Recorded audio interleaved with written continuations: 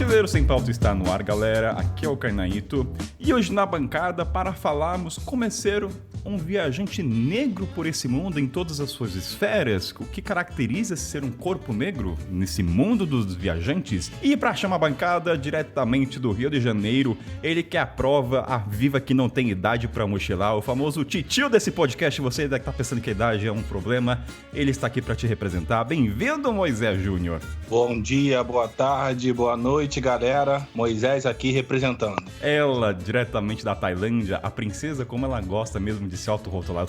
Fui forçado, tá, gente, a falar princesa, ela que pediu. E ela fica nessa busca utópica do signo perfeito, enquanto os planetas nunca se alinham. Bem-vindo, minha querida princesa Sofia. Ai, eu mereço. Olá, boa noite, Tailândia, bom dia, Brasil. Né? É isso, né? Essa relação de amor e ódio aí, Kainan, vocês vão acompanhar aí durante o programa.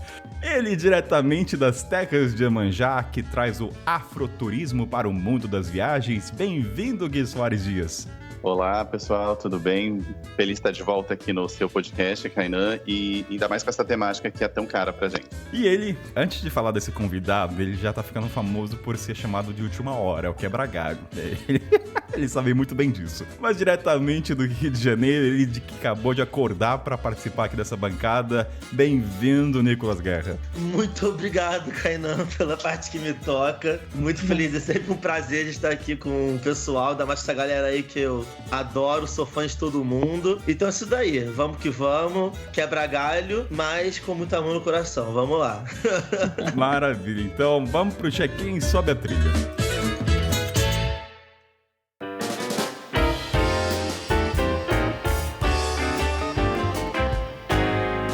Ouvinte, bom dia, boa tarde, boa noite. Então vamos aos recados. Primeira coisa, gente, história dos ouvintes, aquele e-mail de sempre, kainan@mochileirosempauta.com.br. Se você quer eternizar sua história ao nosso tom junto com o Willy ou a Sofia, né, que a gente vai revisando, envia a história lá, pode ser de amor, pode ser tristeza, o que o coração dizer. Então, estarei aguardando o seu e-mail pra gente ler.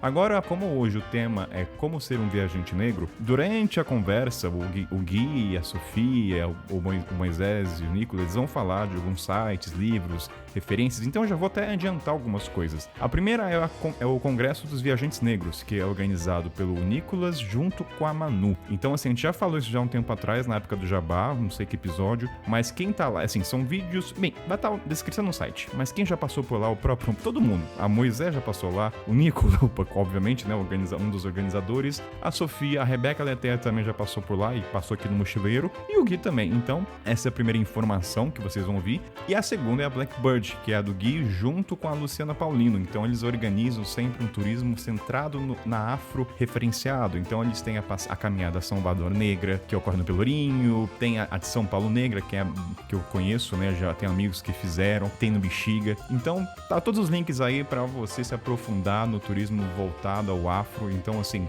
opções aqui não falta. Fechado, galera? Então, ouve esse programa que tá muito massa e que foi na condução da Sofia e do Moisés. Então é isso. Então, curte aí o episódio, gente.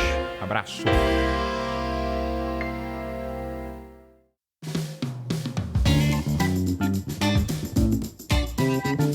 Bem, para começar esse programa, eu vou passar a voz para Sofia e seu Moisés, que vão conduzir esse programa. Eu, Kainan, estarei de ouvinte, perguntarei algumas coisas no decorrer, mas o comando e toda a pauta foi elaborado por eles. Então, assim, o programa está na mão de vocês, Sofia e Moisés, para conduzir. E, Sofia, sabe que o Moisés fala muito, então pode cortar esse cara, pelo amor de Deus, tá? Que na edição vão me ferrar. Então, assim, programa vai que o comando é todo seu, Sofia e Moisés. Muito que bem. Eu acho legal a gente começar se apresentando, né? Falando como é que a gente entrou nessa trajetória, né, do mundo de viagens. A gente sabe que, né, por sermos pessoas negras, nossas histórias elas são diferentes e você geralmente não vê tantos corpos negros viajando. Então, nós que somos viajantes, eu acredito que nós temos trajetórias muito diferentes. Então, acho que é legal a gente se apresentar e contar como é que a viagem entrou na nossa vida, se foi desde pequeno ou se foi um estalo, o que aconteceu. Vai lá, Nicolas. Então, quando me perguntam o que é viajar pra mim, me perguntaram semana passada. Eu sempre falo que viajar pra mim, além de tudo que o pessoal já fala, eu falo que é reconexão e ancestralidade. Porque viajar para mim é uma coisa tão importante, porque foi durante o meu processo de viagem que eu consegui me reconhecer como um homem negro nesse mundo que vivemos. Então, assim, se não fosse a viagem, talvez até hoje eu ainda estaria naquele limbo que, tipo, quem sou eu, né? Que espaço eu ocupo no mundo? Quais são os discursos que eu defendo? Então, assim, foi viajando, né? Durante uma viagem aí pela África, pela Europa e pela Ásia, que eu consegui ter essa reconexão com a minha ancestralidade. Então, foi muito forte, muito importante. E, assim, eu sou um viajante já há alguns anos. Eu tenho 27 anos. E eu gosto muito de também falar sobre isso, né? Porque eu viajando, eu percebi que eu não via muitos viajantes negros nem no Instagram e nem ao meu redor. Então, comecei a refletir muito sobre isso. E assim, já fiquei aí viajando um ano, voltei pro Brasil, depois morei um ano na França, voltei pro Brasil, daqui a pouco eu vou sair de novo. E a gente fica aí, sempre indo, voltando, ou não voltando, em algum momento. Não, pois é. E qual foi o primeiro país que você foi, que você sentiu essa... Qual foi o primeiro país que você sentiu esse estalo? Que você falou, nossa, peraí. Então, nesse estalo de perceber a falta de viajantes negros ao meu redor, desde o primeiro momento que eu cheguei na Europa. Porque, assim, eu via muitos... Quando eu falo viajantes negros, eu falo muito na questão de brasileiros também, tá? Porque eu sei que brasileiro é um povo que viaja muito, e eu sei que no nosso país, né, mais de 50% da população negra, então não fazia sentido pra mim, eu não ver nenhum negro viajando ao meu lado, assim, brasileiro. Então tinha muito brasileiro na Europa, na época que eu fui, era Ciência Sem Fronteiras na época, e aí não via, sabe? Eu achava muito estranho, mas foi na Indonésia que eu consegui me reconhecer como homem negro, assim, tipo, cara, eu tava lá viajando, e aí conversando sobre essas pautas com os amigos alemães, e foi ali que eu me lembro perfeitamente que foi a primeira vez que alguém se referiu a mim como homem negro, tipo, reconhecendo a minha identidade negra, sabe? Porque, assim, no meu interior eu já sabia quem eu era, sabe? Tipo, sabia, gente, Claro. pelo amor de Deus, eu já sabia. Mas sabe quando falta alguém vir e meio que, tipo assim, confirmar aquilo que você já sabe? Então, pra mim, foi muito forte esse momento. Tipo, nossa, numa conversa assim, eu conversando com um amigo meu lá, alemão e tal. E aí, aquele momento, eu falei, putz, é isso, cara. Era só essa confirmaçãozinha, assim, que no meu íntimo eu tava meio que esperando. E a partir dali, tipo, minha vida mudou. Então foi na Indonésia isso, mas eu sempre, desde quando eu cheguei na Europa, no primeiro mês de viagem, essa questão de não ver muitas pessoas negras ao meu redor viajando comigo sempre me incomodou, assim. É gritante. Gui, fala aí pra gente como é que foi a sua trajetória. Eu viajo desde pequeno com a minha avó, um beijo pra ela, Heroldina. E ela gostava de viajar e viajar e visitar os irmãos, assim. E ela ia levar a festa pra casa desses irmãos. Então ela ia fazer bolo de aniversário, ela ia comemorar o aniversário mesmo que eles não fossem, e eu viajava junto. Antes de entrar no ar, a gente estava falando um pouco do livro que eu escrevi no mochilão que eu fiz em 2016, que se chama Dias pela Estrada. E nesse livro tem um texto que eu falo um pouco sobre isso, assim, que eu acho que até hoje eu busco essa sensação de viajar, daquela viagem infantil que era com a minha avó, assim. Por mais que fosse uma viagem de 2 horas, por exemplo, para o mesmo estado, chegar numa outra cidade já me trazia outros tipos de comida, outros sotaques, outras maneiras de falar, outros costumes. Isso era muito encantador e era sempre uma aventura, né? Pegar mala, sair no ônibus. Então, acho que é sempre essa sensação que eu busco ao viajar, assim. Então, essa conexão e buscar essas outras possibilidades de vida. E aí eu sempre viajei, assim, eu sou de uma família muito, muito sem grana, assim, então sempre, o meu luxo sempre foi viajar, assim, já na faculdade eu lembro de juntar grana para a região, eu nasci em Campo Grande, no Mato Grosso do Sul, e para a região Nordeste, como jornalista de fazer algumas viagens já também. E aí sempre foi um sonho também fazer um mochilão maior. E aí em 2016 eu fiz um mochilão que durou 1 ano e 3 meses. E nesse mochilão eu também percebi essa ausência de pessoas negras e isso foi muito gritante, assim. E é interessante porque antes de fazer o mochilão eu me preparei bastante, né? Li muita coisa. E aí eu também fui me tocando que tudo que eu lia eram de blogueiros brancos, eram de pessoas brancas que falavam sobre esse assunto. As autoridades em viagens no Brasil apesar da gente ter 56% da população negra são pessoas brancas, a gente sabe que isso é decorrente desse privilégio, da branquitude, desse racismo estrutural que a gente vive. E aí eu comecei a passar dentro do mochilão por situações que eu nunca tinha visto ninguém falando que passava. Por exemplo, ser abordado no meio da rua em Veneza pela polícia. E aí eu falava, cara, nunca ninguém falou isso. Mas aí eu pensava, mas que as pessoas que eu conheço que vão para Veneza são brancas e talvez elas realmente não passem por isso. Eu estava no final desse mochilão, eu morei no final do mochilão em São Pedro de Atacama, no Chile, e fui tentar trabalhar com turismo, que é o que todo mundo faz lá, os mochileiros, para juntar grana para continuar viajando, e eu não conseguia trabalho. E aí eu pensei, cara, eu acho que isso se decorre ao racismo, porque os chilenos são ainda mais racistas que os brasileiros. E aí eu escrevi um texto que é justamente o tema dessa conversa, que é como é ser um viajante negro pelo mundo. E aí eu juntei esses relatos de um ano viajando, de coisas que eu passei, e dessa ausência de negros. Peguei depoimentos de outras pessoas, e foi um texto que inesperadamente viralizou muito, assim. Isso era 2017, e eu lembro que tinha muitas mulheres falando sobre como ser mulher viajante, como é viajar sozinha, que é um tema super importante, mas tinha poucos negros falando sobre como é ser negro viajando na internet ainda. E eu acho que foi uma discussão que começou ali a ganhar corpo. Já tinha outras pessoas que falavam sobre isso, como é o caso da Paula Go, né, que tem um blog ótimo, que é o No Mundo da Paula. Mas eu acho que era uma discussão que ainda não tinha ganhado corpo o suficiente, assim. E hoje eu percebo que a internet está cheia de gente preta falando sobre como é ser preto viajante. E eu fico muito feliz de ver várias caras e cada vez mais surgindo perfis diferentes, né? De pessoas que são mães, pessoas que são deficientes, gente que viaja de luxo, gente que viaja de carona, enfim, tem muitos tipos de viagens aí, e acho que a gente é diverso. E acho que quanto mais gente tiver e mais vozes puderem falar sobre como é ser preto no mundo das viagens, vai ser interessante para inspirar que cada vez mais pessoas possam fazer isso.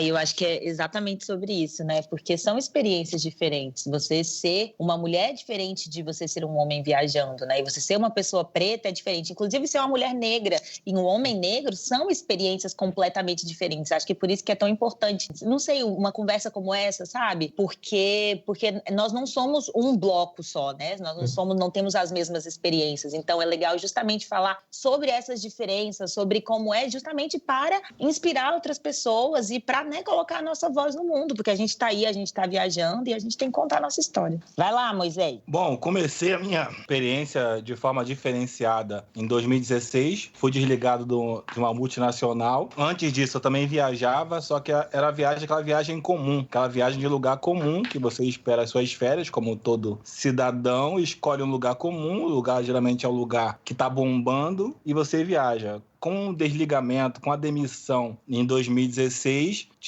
eu tinha grana, eu tinha vontade, nada me prendia, e eu nunca tinha tido a oportunidade de conhecer o mundo. Eu sempre gostei de conhecer novas culturas, de falar outros idiomas, mas eu nunca tive a oportunidade, porque desde pequeno você, ainda mais por ser um corpo negro, você tem que...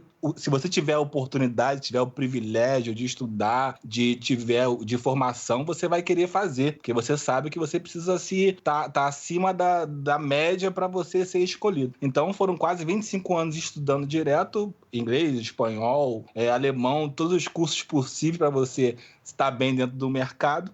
E chegou com a demissão, por que não? Comecei a acompanhar um blog que até hoje virou minha amiga, que eu adoro, que é a Carol do Viravolta. Para mim ali ela foi importantíssima em me ajudar essa tomada de decisão de viajar. Eu falei, por que não? Achava que era caro, porque as minhas viagens eram realmente caras. As minhas viagens não eram baratas, era hotel 3, 4 estrelas. Eu não tinha essa proximidade com a comunidade, apesar de saber que eu era extrovertido ao ponto de preferir estar com a comunidade. Era até engraçado, porque às vezes eu me via em ônibus, aqueles ônibus de turismo, né? Aqueles vermelhos, azuis, e olhava assim o pessoal na rua, falei assim, cara, bebendo cerveja no botequim, falei assim, cara, isso sou eu aqui no ônibus aqui de turismo, não sou eu. Então, em 2016, tomei essa decisão, vendi uma loja que eu tinha, juntei dinheiro, falei assim, e comecei a viajar pelo mundo. Fiquei um ano e um mês pela América do Sul, pela Ásia e e pelo continente africano, que é a minha paixão, né?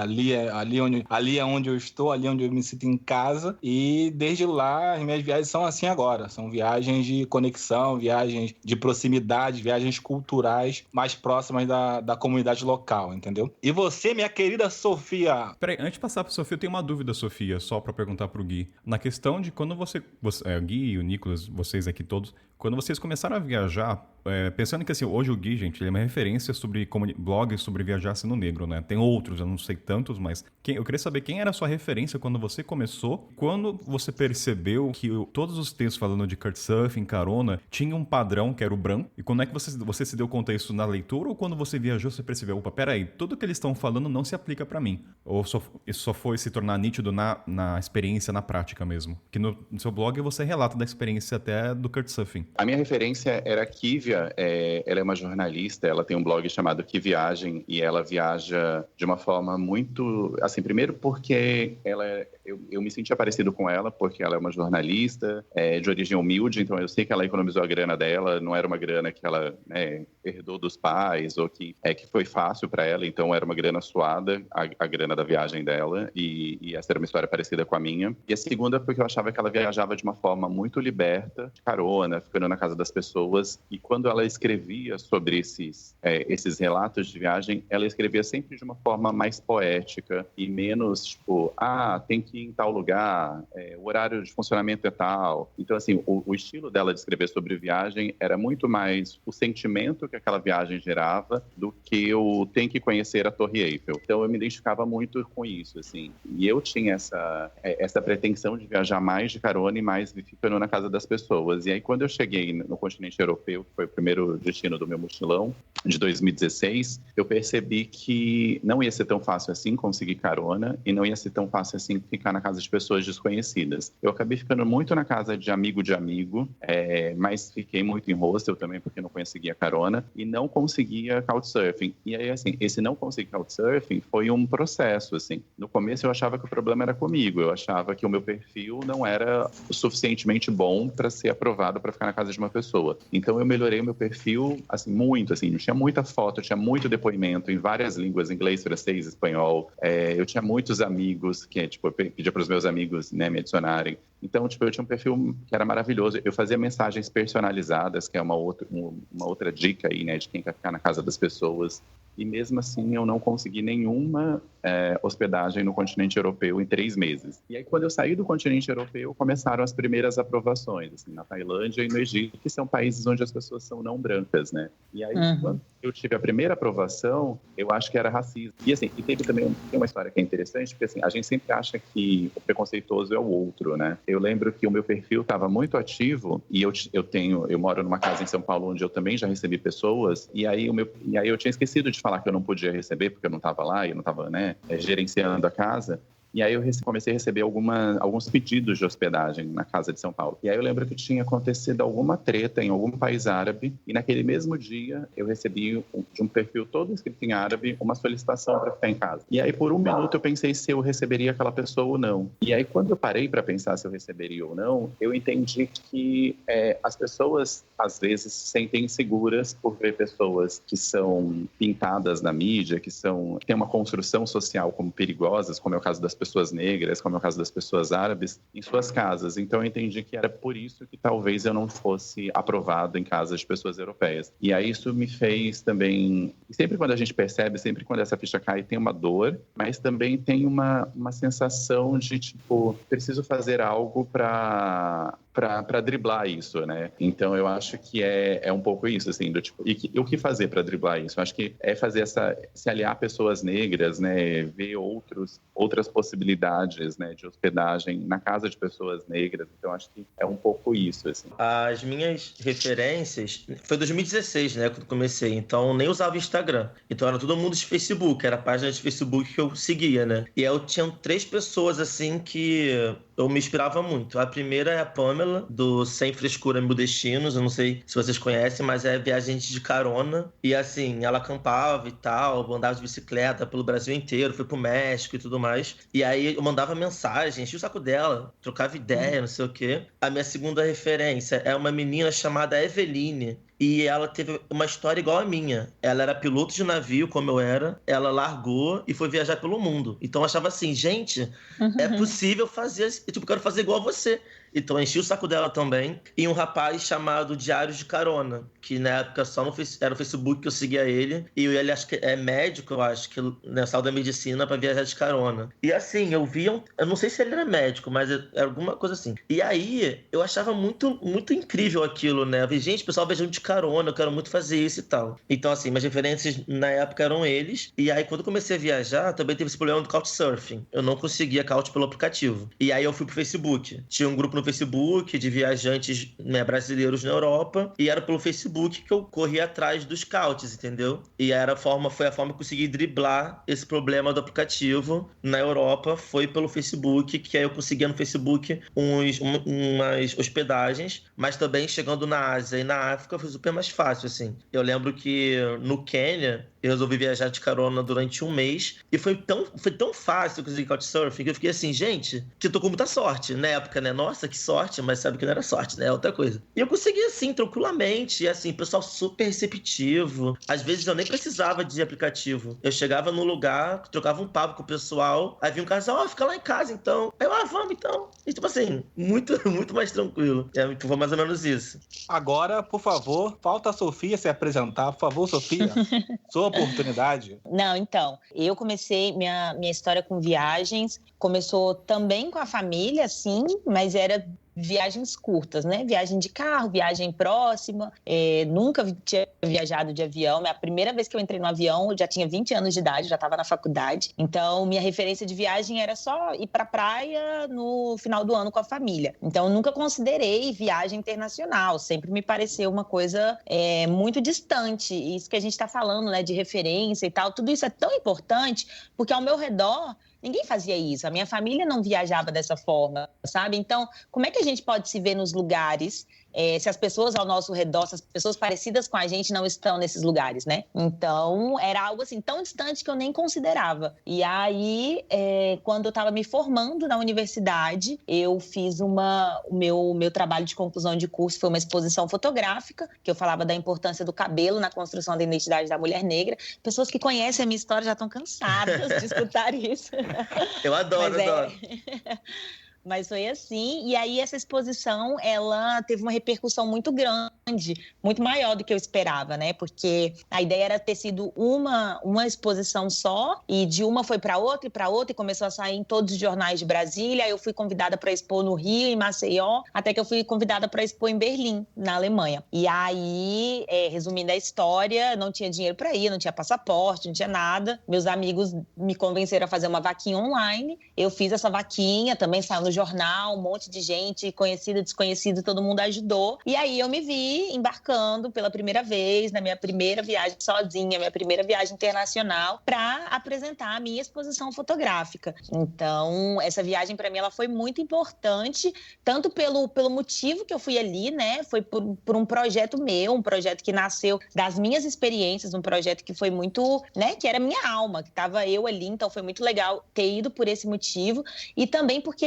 explodiu a minha cabeça, né? Então, se eu antes era essa pessoa que eu nem considerava viagem, eu descobri um outro mundo. Eu descobri um outro mundo que pessoas viviam de outras formas. Eu entrei em contato, né, com várias mulheres negras de vários lugares do mundo que estavam morando em Berlim ou que, né, estavam ali de viagem, etc. Eu fiquei, gente, então isso é possível, né? Olha, tem esse jeito aqui de existir. Então eu voltei, fiquei 15 dias e aí eu voltei pro Brasil, tipo assim, quero isso. Eu quero viajar, eu quero conhecer outras culturas, porque nessa viagem eu descobri uma Sofia que eu não conhecia, sabe? Então eu voltei com esse desejo enorme de quero viajar, é possível, e aí todos os meus esforços foram direcionados 100% para isso. Comecei a trabalhar, todo o meu salário era para viajar, e aí foi, né? Se a primeira viagem foi 15 dias, a segunda foi 1 mês, a terceira 3 meses, aí outra maior, aí eu fui fazer mestrado na Argentina, e hoje em dia eu sou nômade, morando na Tailândia há mais de 1 ano. Antes de passar para a próxima pergunta, queria deixar claro para os ouvintes que a ideia não é só falar de dores, né? Porque o nosso corpo não é só cicatriz.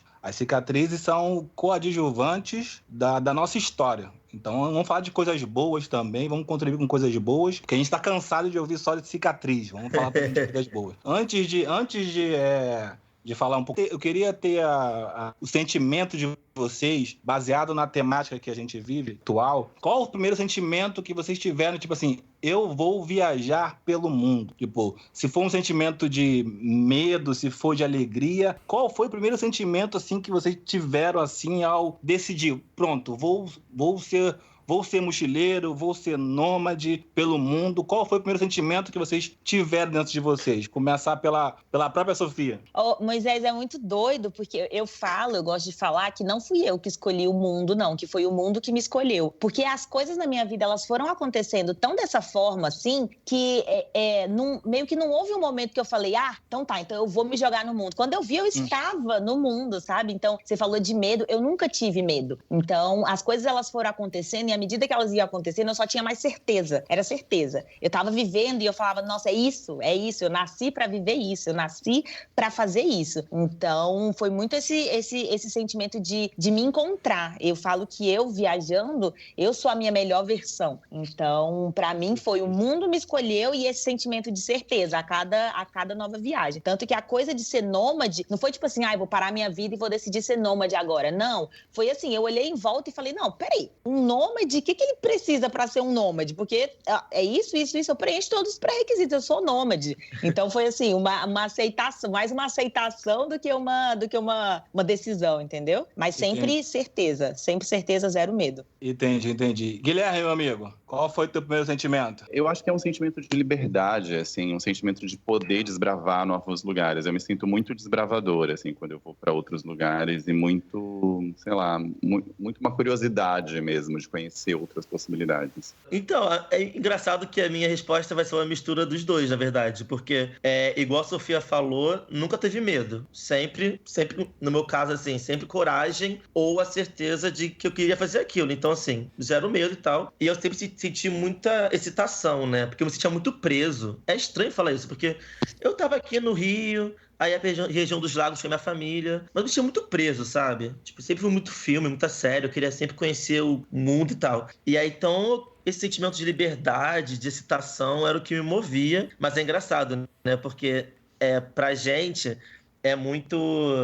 né? É uma certeza muito fácil, muito tranquila de ter. Cara, eu não tenho medo, eu quero me meter pro mundo e tal. E eu lembro que quando eu tomei a decisão, né, de cumprir a passagem pra, né, ir viajar e ficar um ano fora, quando eu contei pros meus pais, assim, foi tipo uma banda que eu levei, né, metaforicamente falando.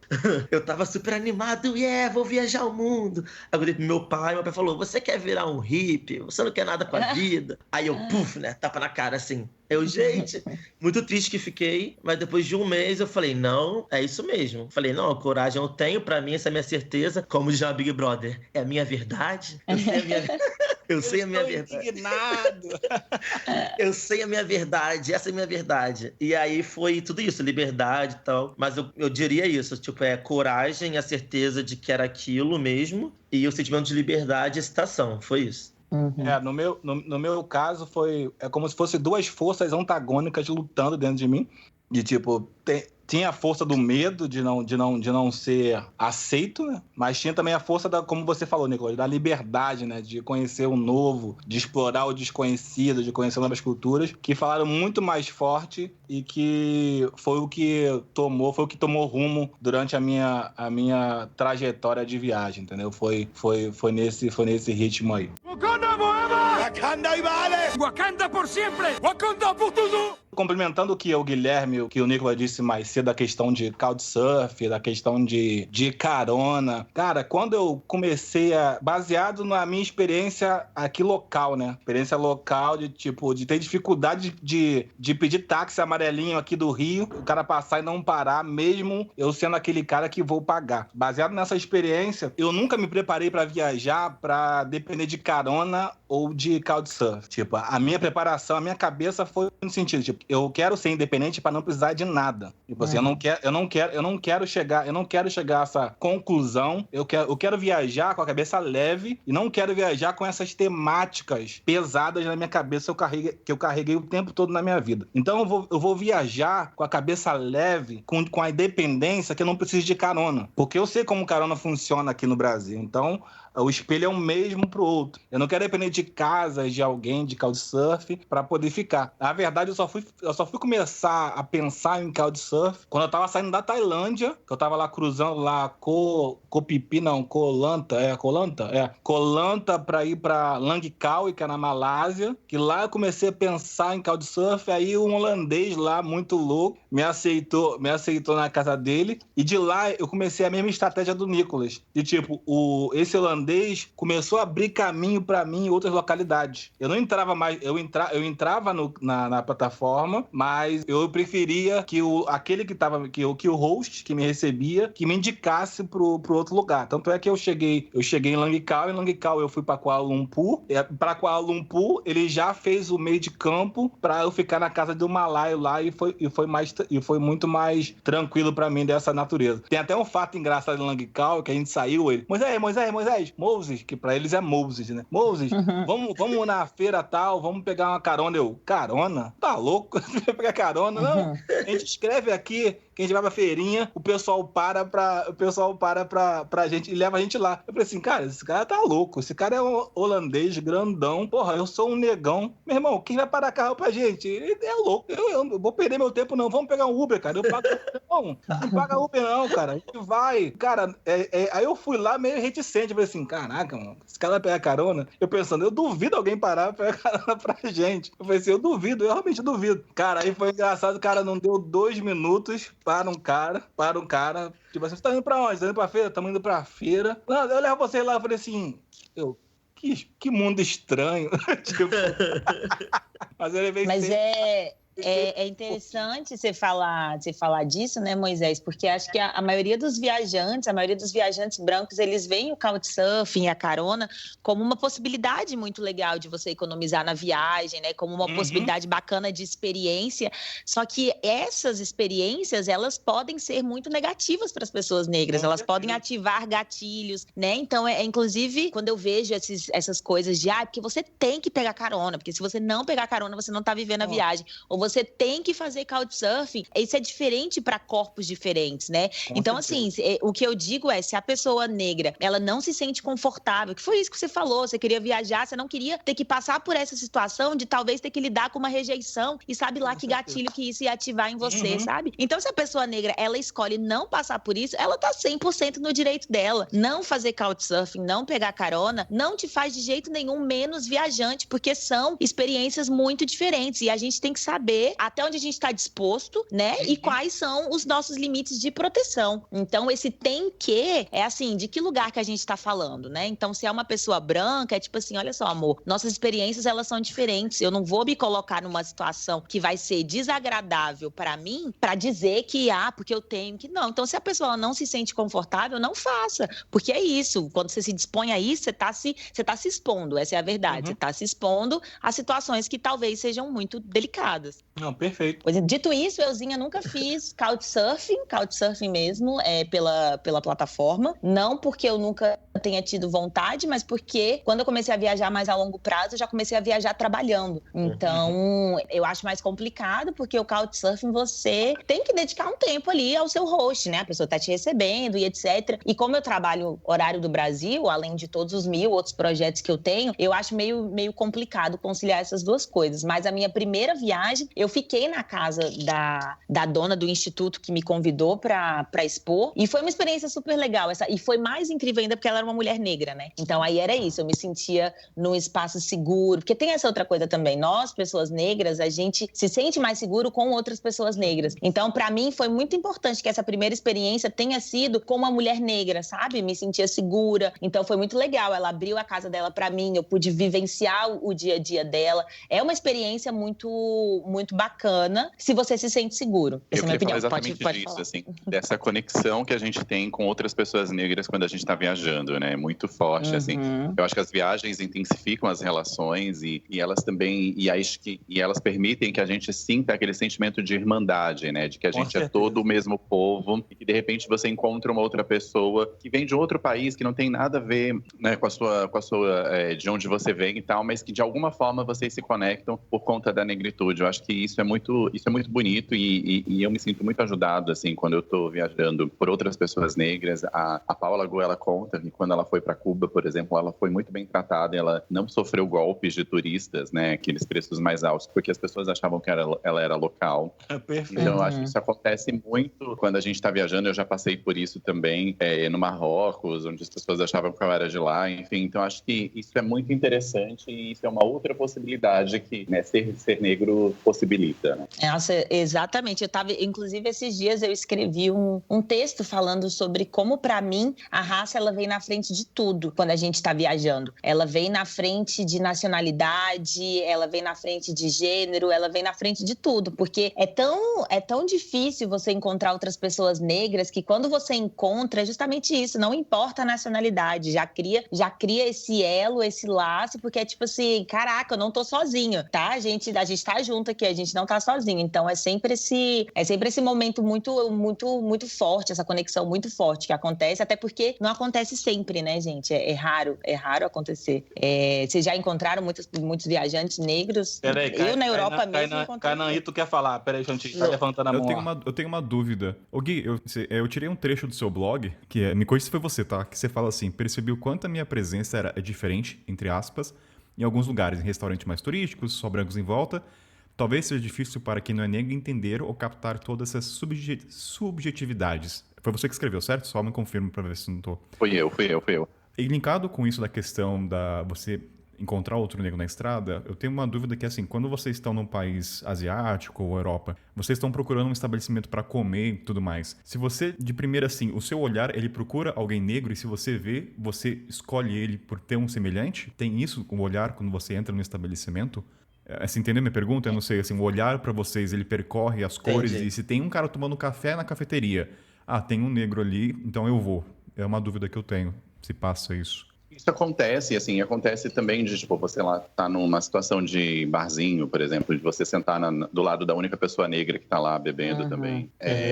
Mas, assim, em países asiáticos e outros países é muito raro, né? Eu lembro da Rússia, eu fiquei 15 dias na Rússia e eu acho que em 15 dias eu vi uma pessoa negra, assim, sei lá, passando na rua distante. Então, tem essa... Quando eu falo dessa... No Guia Negro, quando eu cito esse... que é o site que você citou, né? Que eu falo desse texto. Quando eu falo dessa dificuldade de captar, porque assim, tem coisas... As pessoas brancas acham que racismo é a gente ser chamado de macaco, isso é racismo. Mas o racismo, ele é muito perverso e ele age de muitas formas, né? Então, assim, quando você tá num restaurante super bacanudo, assim, super bacana, e que é mais carinho, e que você é a única pessoa negra, e aí você percebe que você demora mais para ser atendido, né? Tem umas pequenas nuances que vão acontecendo e que você vai digerindo, e que você vai juntando, né? E vai entendendo que aquilo é uma situação de racismo. E aí você tá de férias, aí muitas vezes você só quer curtir, então você, né, tipo, não quer criar confusão. Em outros dias você tá mais virado e você quer, né, falar dos seus direitos e tal. Quando você tá fora, né, em países diferentes, isso é mais, tipo, em países asiáticos, por exemplo, de reclamar disso. Mas eu acho que essa conexão, ela é quase que natural, assim, ela...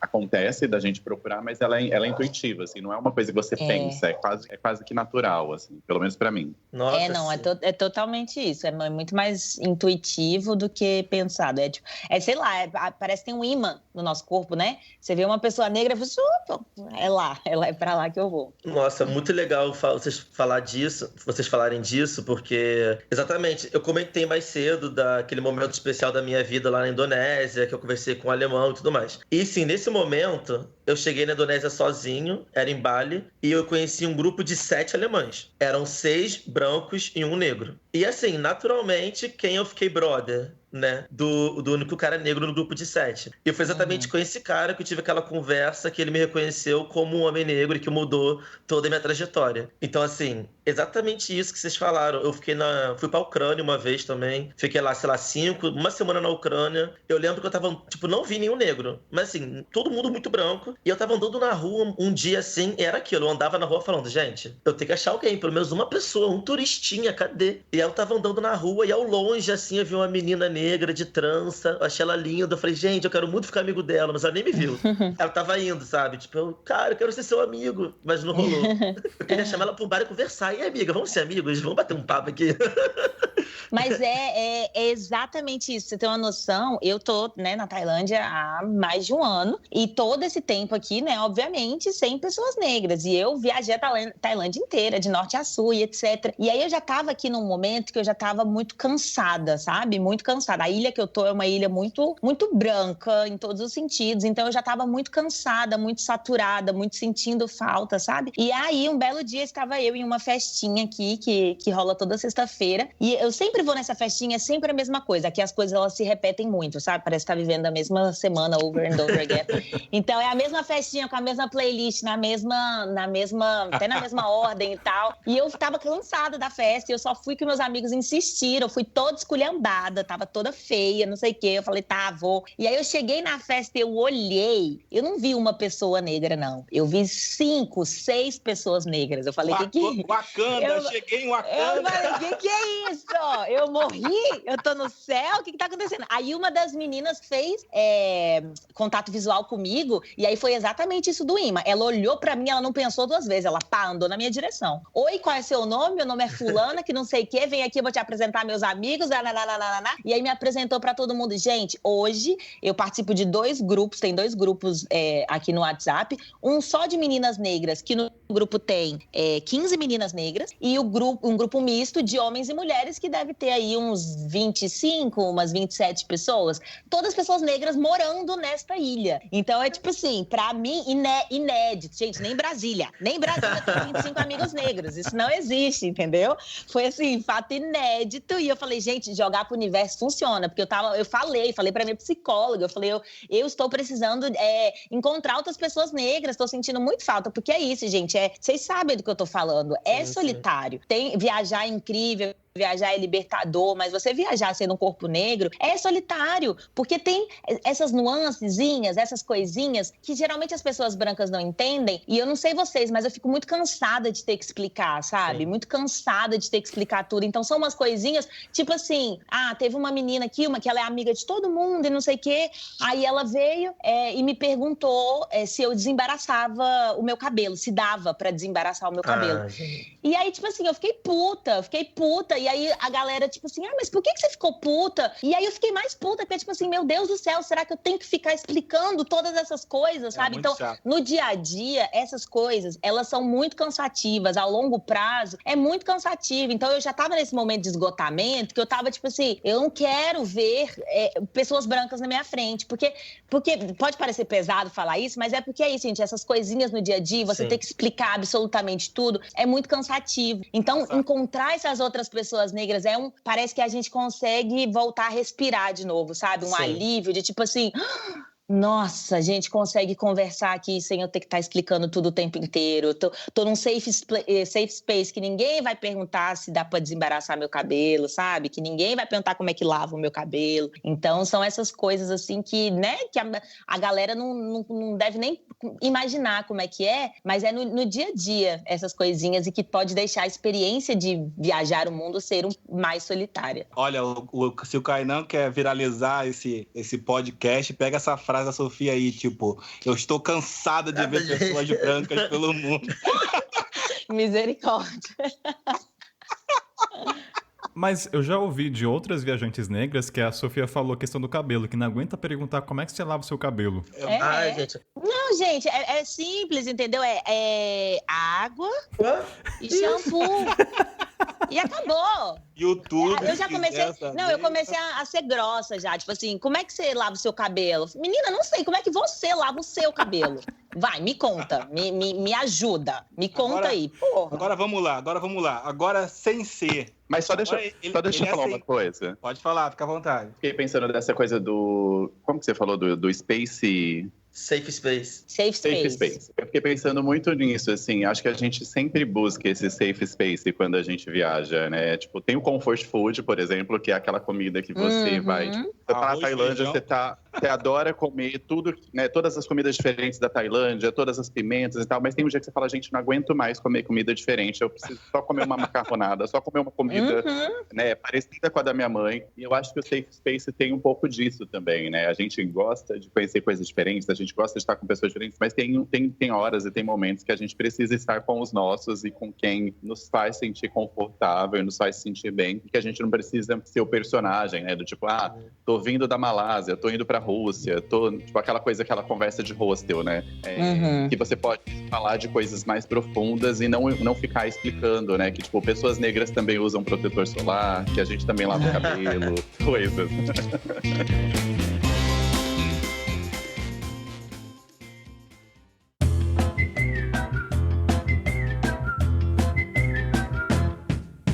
Agora é mochileiro sem pauta, mas agora também é mochileiro sem filtro. Sem filtro. Eu não quero filtro agora de vocês. Lá vai. Eu quero saber, tipo assim, me diz qual a alegria de ser um corpo negro viajando pelo mundo. Eu sei que aconteceu no verão passado. Então não adianta a gente esconder de negro pelo mundo, que papai é antigo, papai é experiente. Então, qual a alegria de ser um corpo viajante pelo mundo? Vou dar um exemplo leve, tá? Tipo, na Ásia, com a exceção da Coreia do Sul, não, com a exceção de nada, desculpa, sem exceção. Eu via nos rostos dos asiáticos, tipo, dos vietnamitas, dos tailandeses, um olhar, não era olhar, a gente sabe reconhecer quando é olhar de preconceito e quando não é. Um olhar de, tipo, admiração, de estar vendo pela primeira vez uma pessoa diferente, de a pessoa ficar assim, ó, encantada, como se estivesse vendo um deus, um príncipe na frente dela. Que isso dá um sentimento de alegria, de caraca, a pessoa me reconhece como uma pessoa teoricamente importante. Eu queria ouvir de vocês se vocês tiveram essa alegria, além dessa que eu falei bem leve, né? Você sabe que tem outras alegrias. E como eu falei, sem filtro, eu quero ouvir primeiro quem? Nicolas Guerra, porque esse menino não segura a boca, ele fala. Nossa, eu pensei que fosse... ia ter que falar coisa pior, graças a Deus, que foi uma pergunta leve. Cara, então, exatamente isso que você falou, a gente não é idiota, a gente percebe quando alguém tá olhando com um olhar de admiração e de um interesse genuíno e bacana, e quando a pessoa tá olhando com um olhar depreciativo e escroto, né? Tipo, a gente consegue perceber isso. E assim, e é óbvio que isso acontecia comigo também. E às vezes, tipo assim, óbvio que às vezes eu usava isso pra fazer amizade, sabe? Tipo assim. Mas do mesmo jeito que eu faço isso com outras pessoas também que são muito diferentes de mim e que eu quero saber da cultura e da história e tudo mais. Então isso aconteceu, tipo assim, muito na Ásia mais, né? Na Ucrânia isso aconteceu. Na Ucrânia, tipo, conheci uns jovenzinhos lá e o pessoal, tipo assim, super, né? Você via que te olhava assim e falava, nossa, que interessante, você é de onde? Do Brasil? Ah, que legal, não sei o quê. Era uma balada lá, tipo, super barata a balada e tal. Então, assim, fiz várias amizades. E eu percebo também, quando é que eu percebo também quando a pessoa, tipo, tá interessada em saber da sua história e tudo mais, e não tá te olhando como um ser anormal? Quando a pessoa não vem querer meter a mão no seu cabelo, porque eu odeio isso. E isso, tipo assim, isso acontece no Brasil, gente. Eu fico... pessoas aqui no Brasil, você tava aqui no Brasil, o cara veio, nossa, um amigo de um amigo. Cara, desculpa te perguntar, eu sei que é chato, mas eu posso encostar no seu cabelo? Eu falei, se você já sabe, não. Eu falei, é óbvio que não, assim, claro que não. Mas repetindo a pergunta. Então, assim, isso me deixava muito feliz de conseguir falar um pouco da minha cultura e da minha vivência para outras pessoas, né? Quando eu estava viajando nesses lugares que eles não têm contato com pessoas diferentes. Eu tô falando que o pessoal, tipo assim, ai meu Deus, só vivem ali na bolinha deles. Mas assim, se eu tava na cidade e não vinha um negro, quer dizer que realmente não tem. Então eu conversava bastante, eu me considero, isso é uma coisa interessante falar, minha autoestima é muito mais elevada, muitas vezes quando eu tô viajando, do que aqui no Brasil. Então assim, viajando, eu ouço muito mais que eu sou bonito do que aqui no Brasil, entendeu? Então assim... Bela chamada, hein? Bela chamada. Gostei dessa frase aí. Anota aí, Canan. Gostei. Tô muito mais reconhecido fora do Brasil que em casa. Eu concordo, mas ao mesmo tempo eu sinto que, por exemplo, eu sofro muito mais preconceito, racismo fora do Brasil, em algumas situações, do que no Brasil, porque é isso, assim, acho que tanto o Nicolas como eu, que somos negros de pele clara, acho que aqui no Brasil a gente tem uma passabilidade maior, e quando você viaja pro exterior, isso se perde, né? Então, você é só uma pessoa negra e isso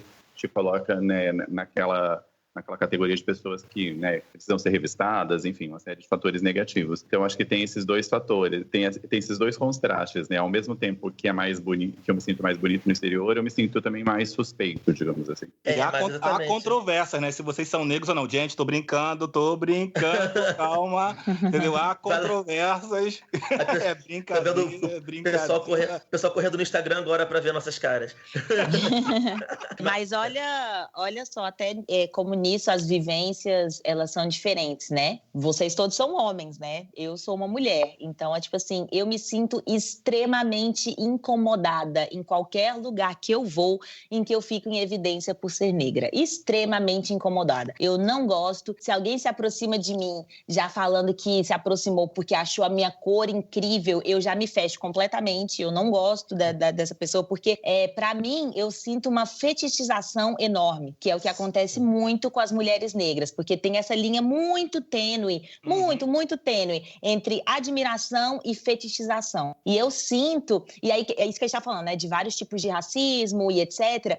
A fetichização, ela é um tipo de racismo, sabe? E esse é o tipo de racismo que eu mais sinto viajando. Então, por exemplo, eu nunca sofri nenhuma situação de, né, de tipo assim, apontar o dedo da minha cara, negócio de macaco, não, nada disso. Mas a fetichização, ela tá sempre presente o tempo todo. Então, isso aí que o Moisés tá falando, de tipo, porque aí você se sente bonito e aí não sei o quê, não. Pra mim, eu me sinto extremamente incomodada. Inclusive, sei lá, se eu tô num date com uma pessoa e aí a pessoa fala, nossa, você é a primeira pessoa negra que eu tô saindo. Na minha cabeça é tipo assim, sim, e a última. Porque, tipo assim, eu estou indo embora agora, não vai continuar isso aqui. Porque pra mim, Pode falar, desculpa, pode falar. Não, nada, só isso, que é essa fetichização e que eu me sinto desconfortável. É engraçado, eu tive que trabalhar isso aqui antes em terapia, né? Tive que entrar em terapia aqui no Brasil, quando eu tinha 30 anos, 28 anos por aí, para não me sentir mais um patinho feio. Porque, na verdade, o ambiente que eu frequentava, que eu trabalhava, é extremamente branco. Então, a minha terapeuta, tipo, ela queria, de alguma forma, que porra, cara, você tá sendo privilegiado dos privilegiados por ser negro, por ter uma posição de liderança numa multinacional. Você não tem que ver isso como negativo. Você mostra para as pessoas que, independente da cor ou não, você tem a competência. Cara, então aquilo ali foi uma virada de chave no sentido de tipo, caraca, é verdade, eu sou o único. Então, transportando pra viagem, eu penso um pouco diferente da Sofia. Aliás, nosso embate já é o segundo embate, né? Quem não se lembra de Cartagena é bom ou não, né, Sofia? Não, mas aqui não é embate, porque aqui não são opiniões. Aqui são vivências. São vivências, é diferente. Eu lembro que eu tava naquela cidade caríssima, que tem aquela música famosa na Coreia do Sul, em Seul, aquela música do Oppa Gangnam Style, tem lá uma cidade, lá um bairro, Gangnam Style, gente, esqueci o nome da cidade. E me convidaram pra uma boate. Só pra entrar sem beber nada, $30. Só pra lá, e naquela época, em 2017, $30 pra entrar. Então, vamos lá. Cara, quando eu entrei, tipo, eram aqueles olhares, tipo, olhar de admiração, você pode olhar pro lado da fetichização da coisa, mas pra mim foi uma questão de, tipo, por ter trabalhado isso já anteriormente, eu não levei para esse lado do racismo. Eu olhei pro lado, tipo, esse cara também tá frequentando o mesmo ambiente que meu. Tipo assim, e chegando lá dentro, eu me diverti tanto com ele nesse sentido que eu não vi nenhum tipo de, tipo, porque é negro. Não, ninguém chegou a esse ponto de falar. Eu lembro de uma menina, cara, muito engraçada, ela não falava inglês, ela pegou o celular, pegou o Google Translate, tipo, na maior inocência, porque pra mim os coreanos são muito inocentes, são muito crianças, os caras são muito crianças. Ela pegou o Google Translate, botou lá, traduzido do coreano pro inglês, e falou assim, você é muito bonito. Aí me deu um beijo no rosto e saiu correndo. E você foi assim, cara, eu achei isso de uma admiração, de uma inocência, que eu fiquei assim, caraca. Gostou de beijar, menino. Eu lembro sempre desse lado, entendeu? Eu entendo o lado que a Sofia tá querendo dizer, mas como eu falei, eu nunca quis levar a viagem para esse tipo de questionamento. Eu sempre quis levar a viagem de uma forma leve, como um corpo negro pelo mundo, entendeu? Wakanda forever! Wakanda e vale! Wakanda por sempre! Wakanda por tudo! Sofia, você acha que o fato de ser brasileira também interfere nesse quesito da fetichização? Não sei falar essa palavra. Com certeza sim, mas no meu caso eu diria que não, porque ninguém me lê como brasileira. Eu não sou lida como brasileira em nenhum lugar, Eu acho que eu não preencho os estereótipos de brasileira. Assim, tô falando dessa fetichização num primeiro momento, né? Que é nesse primeiro olhar, nesse primeiro contato, que aí depois você conhece a pessoa, óbvio que vai saber que sou brasileira. Mas nesse primeiro momento, eu nunca sou lida como brasileira em nenhum país, seja na Europa, seja na América Latina, na África de jeito nenhum, na Ásia também. Então, eu acho que a questão da mulher brasileira tem muita fetichização, mas no meu caso, isso não entra por isso, por eu não sou, porque a galera tem uma ideia do que é uma mulher brasileira, né? Então, sim, ela é a tal da, abre aspas aí, mulata, né? Do corpo lá, não sei o que lá, globeleza. Então, eles esperam que a brasileira seja assim, e não é o meu perfil. Mas é isso, né? Tipo, isso que eu tô falando com o Moisés, que é tipo assim, são dois lados diferentes, que são vivências, e tem essa diferença. Por exemplo, quando um tailandês me elogia, é completamente diferente, sabe? Eu vejo que é 100% genuíno, justamente por isso. Tipo assim, eles não sabem nem falar direito, eles apontam pro cabelo e, tipo, sorri e faz assim. Tipo, olha, eu achei muito legal o seu cabelo. Então, isso é um tipo de coisa, sabe? Mas isso que eu tô falando também é, por exemplo, gente, a quantidade de europeu, entendeu? Tipo assim, europeu, vir falar que é a primeira pessoa negra que eu tô conhecendo. Tipo assim, meu filho, me poupe, sabe?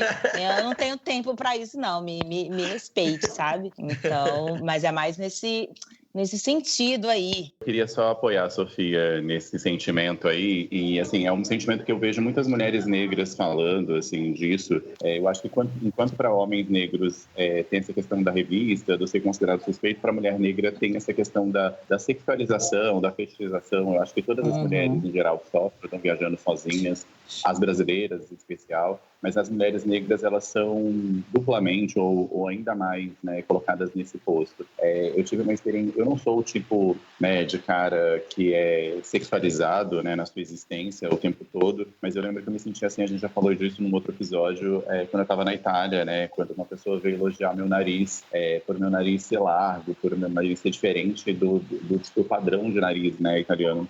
E eu lembro que eu me sentia assim, né, sexualizado de uma maneira que eu não estava gostando, e as pessoas já vinham me chamar de caliente por conta da cor. Então, acho que tem uma coisa muito disso. Deixar o continente africano de lado, para mais para frente, mas eu queria falar disso, assim, dessa positividade do ser negro que eu senti na África do Sul, que foi muito especial, assim, de ter uma identificação natural com as pessoas, das pessoas me verem como uma pessoa local. E ao descobrir que eu era brasileiro e negro, eles tinham esse sentimento, eles falavam isso, assim, tipo, vocês são parte do continente africano, mas fora do continente, né, do outro lado do oceano. Então eu lembro, por exemplo, de estar num barzinho e me conectar com algumas pessoas, e desse barzinho eles iam para uma balada. E aí eles me chamaram para ir com eles, né? Eu estava com mais duas amigas e a gente foi junto de carona. E aí a gente pegou carona com uma menina que ela tinha uma Mercedes. E aí foi a primeira vez que eu, né, tipo, andei de Mercedes e ela era dirigida por uma mulher negra. Então, esse tipo de conexão, ele é muito foda, né? Assim, de você... Desculpa, não tinha outra palavra para usar, mas ele é muito forte, assim, de você ter essa...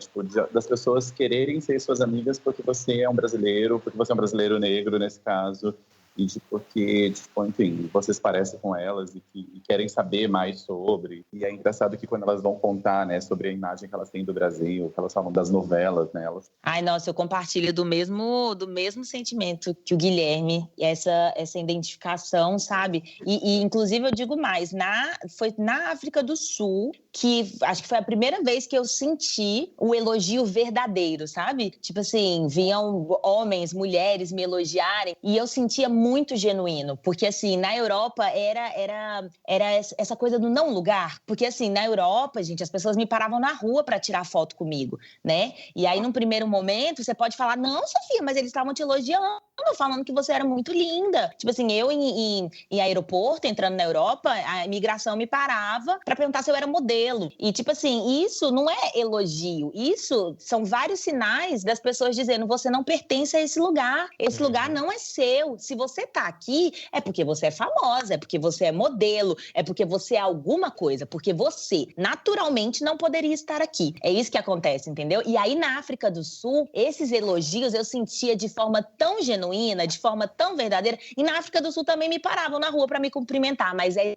diferente, é completamente diferente, né? A abordagem, a forma. Então, a maior identificação que eu já senti na minha vida, com certeza, foi nos países africanos. Então, compartilho desse sentimento com o Gui, com certeza. Bom, já que vocês iniciaram o continente, né? Já tinha que falar do continente africano, né? É a experiência mais foda de viagem, para mim, é chegar ao continente africano. Respeito todos os outros países, todos os outros lugares, mas geralmente quando me perguntam, tipo, aonde você planeja viajar, o que você quer fazer do futuro, tipo assim, meus pensamentos estão, eu quero voltar pro continente africano. Primeiro eu arrumo briga agora com as pessoas, tipo, vou pra África. Eu vou pra África aonde? Tô falando de país. Qual África que você vai? Qual continente? Não fala de África pra mim que eu fico puto, porque fala qual país que você vai. Porque vai pra Nigéria, vai pro Egito, vai pra África do Sul. Moisés, fala o nome do país. Eu sempre faço, porque eu fiz a tatuagem do mapa de África, né? E aí, quando as pessoas começam a falar da África, eu falo, aonde? Aí aponto meu braço aqui, é isso, você tá falando, exatamente. Me mostra da onde você tá falando. E você me fez lembrar, quando eu voltei pra casa, eu colecionei um monte de moedas, né? Moedas e notas de vários países. Aí, foi engraçado que eu cheguei a primeira pessoa que eu vi foi minha mãe. Eu fui pra casa da minha mãe e ela começou a ouvir, o que você trouxe pra mim? Trouxe isso, e algumas moedas pelo mundo. Ela falou assim, isso aqui é da onde? Coreia do Sul eu quero. Isso aqui é da Malásia. Malásia dá. Falei assim, isso aqui é de Botsuana. Botsuana eu não quero não. Lá é tudo pobre. Lá eu não quero nada, porque essa moeda não vale nada. Tipo assim, olha o pensamento que as pessoas têm do continente africano. Pra mim, tipo, é o continente, pra mim, isso foi da minha mãe. O meu primeiro sentimento ao chegar, eu me senti assim, as pessoas podem até sentir, tipo, pô, que chato que a gente da migração fez com você. Cara, eu cheguei, apresentei meu passaporte, ela falou assim, você é do Brasil? Você é do Brasil? Eu falei assim, sou. Você nasceu lá? Eu nasci. Os seus pais são de lá? Eu falei assim, são. Ela, por acaso, você teria uma carteira de identidade só pra eu ver, só pra eu ter a certeza? E eu comecei a rir. Por quê? Porque ela já tava achando que eu tava de migué, que eu tava já enrolando porque eu era de alguma parte do continente, da Nigéria ou de Gana. E não tava acreditando. Cara, eu peguei minha identidade, mostrei, ela viu lá Rio de Janeiro, Brasil. Aquele sentimento de, tipo, eu tô aprovando você, mas eu não... E ela é negra, tá? Eu tô aprovando você pra entrar, mas eu não acredito que você é do Brasil. Cara, eu comecei a rir no sentido de, tipo, caraca, estão me reconhecendo como irmão, estão me reconhecendo como da casa. Tipo, e ao longo da viagem, foi engraçado, cara, cruzando Botsuana, tipo, o pessoal fez uma reunião, gente. A mulher viu meu passaporte, ela fez uma reunião com a chefe dela, validando, fazendo conta na mão, botando em máquina pra ver se meu passaporte era falso. E eu ria. E ela, tá rindo por quê? Eu falei assim, cara, que toda vez que eu tenho que apresentar meu passaporte, que eu sou do Brasil, ninguém acredita. Ela, desculpa, não tô acostumado a ver brasileiros, negros, cruzando o continente, entendeu? E África do Sul, pra mim, é sonho. É de você chegar lá em Cape Town, lá no hostel, que todo mundo vai primeiro, que era o Curiosity Hostel. Olha aí, fazendo um jabá do hostel aí. Não sei se o Kainan, o chefão aí, vai cortar isso. Então, um jabá gratuito aí pro Curiosity Hostel. Cara, eles me viram e falaram assim, você é da onde do continente? Eu falei, não, eu sou do Brasil. Do Brasil, caraca! Eles ficou tão empolgado que eu cheguei numa quinta, se eu não me engano. Na sexta-feira tinha um churrasco deles, na casa deles, no Soweto. Eu falei assim, caralho, puta que pariu, meu irmão.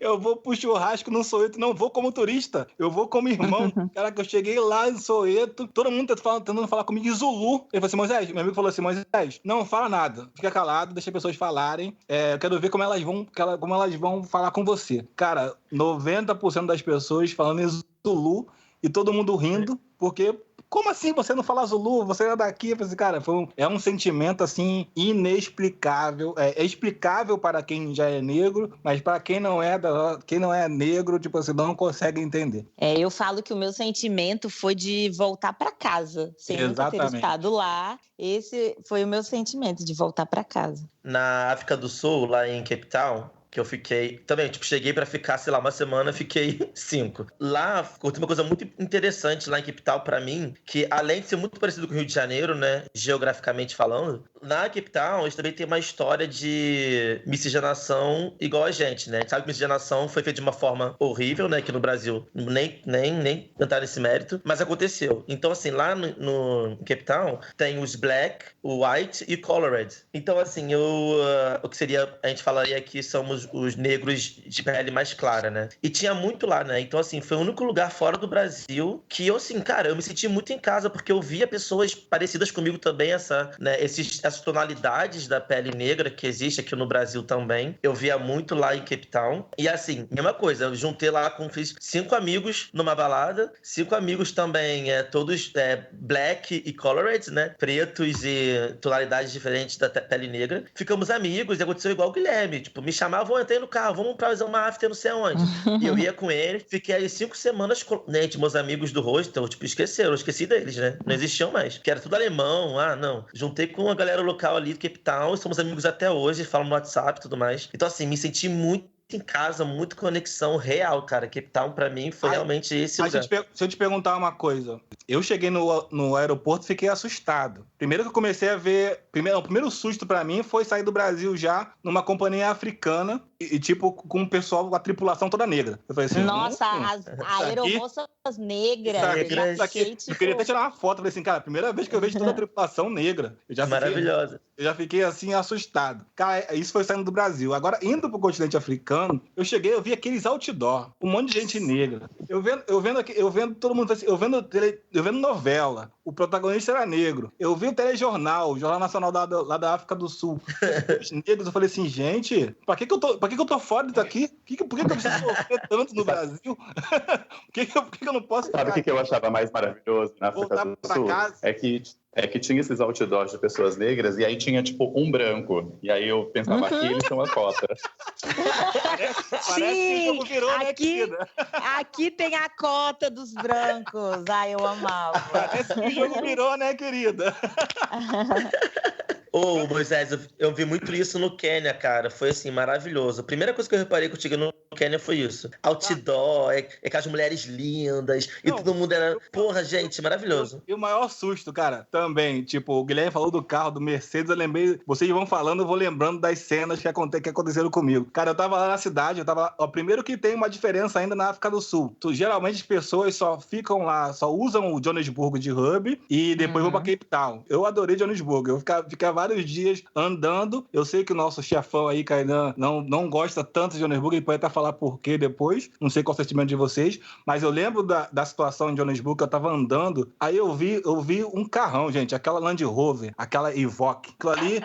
Quando eu olho pra aquilo ali, eu falei assim, caraca, meu irmão, o cara é sinistro. Aí eu olhei, eu tava na África do Sul, aí eu vi aquele carro, tipo, todo aberto, um negão naquele carro, eu falei assim, e olhou negão, meu irmão. Eu falei assim, aquela Evoque, tipo assim, eu fiquei olhando assim pra aquele negão, eu falei assim, aí olha como é que é o pensamento. Primeira coisa que eu pensei, é jogador de futebol? Eu falei assim, não é jogador de futebol. Tipo assim, é pagodeiro? Não é pagodeiro. Tipo assim, é miliciano? Não é miliciano. Eu falei assim, é um cara normal. Então pra mim foi um susto, tipo, de ver negros com carrões andando pela cidade e todo mundo vê aquilo como normal. Tipo assim, pra mim aquilo não era normal, era muito engraçado. Eu falei assim, olha o negão não é pagodeiro, não é jogador de futebol, não é miliciano e tá com um carrão desse. Tipo, é engraçado falar isso hoje, porque ontem, semana passada, eu tava vendo um jogo de vôlei, tinha uma mulher, uma juíza de chão, tipo assim, negra. Eu falei assim, caraca, mano, olha só o meu pensamento. Eu falei assim, caraca, mano, bota essa coroa aí, negra aí, pra limpar o chão, pra secar o chão de vôlei. Depois de um tempo que eu fui perceber que ela era juíza. Ela não era aquele molequinho de tá limpando o chão quando molha, tipo assim.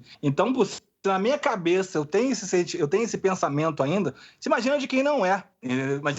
Então, o sentimento de, ao chegar na África do Sul e ver essa questão de pertencimento, eu não sei até que ponto, é a pergunta que eu sempre faço, aonde nós chegaríamos se não carregássemos todas essas cicatrizes que a gente tem? Tipo, qual seria o céu? Qual seria o limite se a gente não tivesse esse pensamento tóxico a todo momento? É uma reflexão que eu faço, tipo... Eu falo assim, nem é de cicatriz, porque cicatriz tem em todos os lugares, né? A África do Sul, ela é profundamente marcada por uma história de apartheid, de exclusão, de separação. Então, não é nem sobre cicatrizes, mas é muito isso que a gente está falando, que você falou, né? De você ver as pessoas negras em todos os lugares. Então, talvez a pergunta seja, onde nós chegaríamos se a gente estivesse acostumado em se ver ocupando todos os espaços, entendeu? Porque para mim esse foi o sentimento também. Eu cheguei em Joanesburgo, eu fiquei 3 dias chorando, todos os dias, porque para mim foi a primeira vez em 23 anos de vida que eu vi pessoas negras em todas as situações. Que eu via, era isso, entendeu? Era no carrão, era tomando café, era andando de skate na rua, era ali no hostel do meu lado. A primeira vez em 23 anos, gente. Era a primeira vez que eu não era a única pessoa negra do rolê. Então, eu acho que a pergunta é essa. Onde a gente chegaria se a gente se visse em todos os lugares? Porque referência é tudo. E eu olhava em volta e eu pensava, gente, então é assim que as pessoas brancas, elas se sentem o tempo inteiro. Por isso que o céu é o limite para as pessoas brancas, porque você tem pessoas brancas em absolutamente todas as posições e situações. E aí, quando você é uma pessoa negra, que desde criança você não se vê em nenhum lugar, você é ensinado que aquele lugar não te pertence, sei lá, é o meu caso, que você nunca nem ousa sonhar viajar. Porque como assim? Ninguém nunca viajou, eu não vejo pessoas, né, viajando. A gente, é como se a gente abrisse mão de oportunidades que a gente nem sabia que eram nossas, sabe? Com certeza. Eu lembrei da minha mãe de novo, cara. Eu tenho uma prima que é de condição, que é pobre, mas o sonho dela é ser médica. Ela falou, mãe, tia, eu quero ser médica. Ela falou assim... Mas, minha sobrinha, por que não enfermeira? Porque médica vai ser difícil. Tipo, e eu entendo o lado da minha mãe. Eu entendo o que ela quer dizer. Porque ela não tem a referência de ter um médico negro pra sobrinha olhar, pra minha prima olhar. Entendeu? Não tem uma referência. E isso que eu tô falando, né? Tipo, cara, se a mãe tivesse visto, na época dela, quando ela trabalhou como enfermeira, vários médicos, ela falou assim, fulano pode, eu também posso. Entendeu? De ver essa referência. Tipo, eu sempre digo, nada vai impedir de você correr a corrida de 100 metros. Aliás, a gente não tá correndo uma corrida de 100 metros, é uma maratona. Você vai correr com desvantagem, você vai correr, vai começar de um ponto mais atrás, mas nada vai impedir de você buscar o teu sonho, de você ir pra Tailândia e viver como nômade, Sofia. Tipo, mas é por isso que eu acho talvez você não tenha noção, vocês não tenham, nem não somente a Sofia, mas a gente como um todo, vocês não têm noção do efeito que a gente pode causar numa criança que tá pensando em viajar. Tipo, não mas tem então, noção é isso que eu ia falar. Por isso que eu acho... Tá vendo aí? Por isso que eu acho extrema. Olha aí, eu tô mostrando os fatos, Agora você quer ficar no meio do caminho. Eu tô tentando falar, eu posso. Em cima do muro. Deixa a Sofia falar, Mas é só um alívio cômico, você faz jus ainda, você é um trem que descarrilha, você não para. A Sofia tá tentando falar e você não para, moleque. Vai, Sofia. Isso chama interruption. É isso. Para de silenciar a mulher negra. O que é isso? Não, eu não ia nem discordar de você. Eu tô gritando aqui só porque eu quero falar mesmo. Que sim, eu tenho extrema noção de quão é importante essas referências que nós somos, e por isso que eu acho extremamente importante a gente compartilhar as nossas vivências. É por isso que eu faço questão de mostrar no meu Instagram, de compartilhar a minha vida, de escrever sobre as minhas vivências, porque quando eu comecei a viajar, eu não tinha essas referências, sabe? Então, eu tenho, meu projeto, ele se chama Pretas pelo Mundo. Então, todo o meu objetivo é que pessoas negras, ao entrar em contato com o meu conteúdo, ao entrar em contato com o meu Instagram, elas vejam em mim uma outra possibilidade. Então, é extremamente importante que a gente fale, que a gente se mostre justamente por essa referência, né? Quando eu comecei a viajar, vocês falaram lá no começo de referência, eu não achei referência de mulher negra viajando, de mulher negra viajante. Eu não achei. Brasileira, zero. Eu fui achar referência de gringas estadunidenses, as mulheres negras dos Estados Unidos, elas viajam bastante. E aí essas foram as minhas referências. E aí eu pensei, falei, não, gente, então se não tem referência, eu vou ser a referência. Porque assim, viajando do jeito que eu viajo, então ter essa referência, eu não tinha. Então, mas é sobre isso, sabe? É tipo assim, então vou ser a referência para que outras mulheres negras me vejam e vejam essa possibilidade. Tipo assim, caraca, tem essa menina super nova, preta retinta, que tá fazendo isso.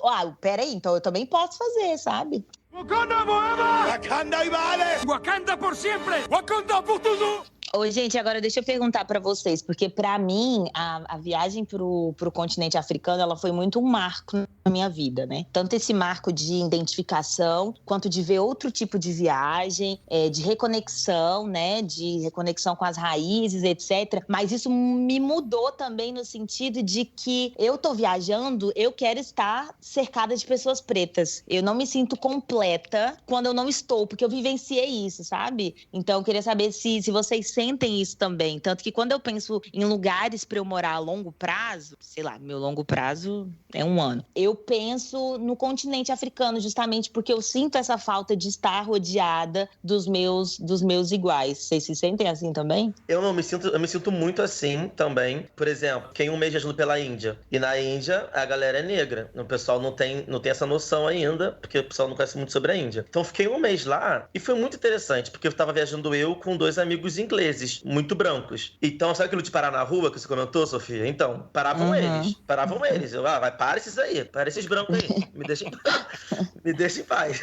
Olha aí, então, mais um recorte que o Kainan não pode pedir, assim, a pessoa fala de racismo reverso, não existe.